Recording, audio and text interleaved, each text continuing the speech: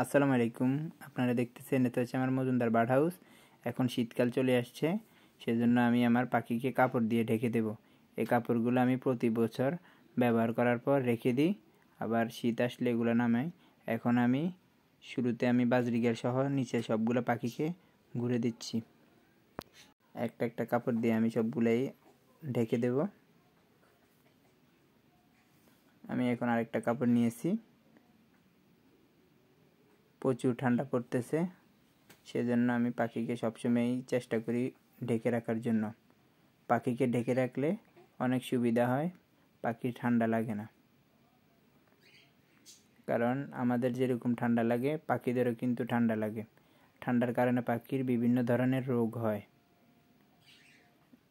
রোগ থেকে বাঁচার জন্য পাখিকে ঠান্ডা কম লাগার উপায় বের করতে হয়। সেজন্য আমি প্রতি বছরেই শীতকাল আসলেই কাপড়গুলো বের করে পাখিকে ঘুরে দিই।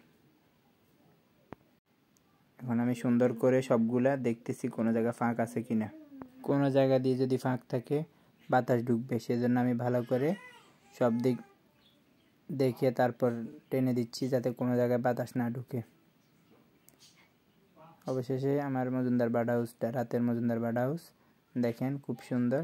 আমি 60 পাওয়ারের বাল্ব একটা জ্বালিয়ে রেখেছি যাতে রুমটা একটু গরম থাকে। মাশাআল্লাহ, সবাই মাশাআল্লাহ বলবেন। আমার রাতের মজুমদার বার্ড হাউসটা কেমন লাগতেছে সবার কাছে।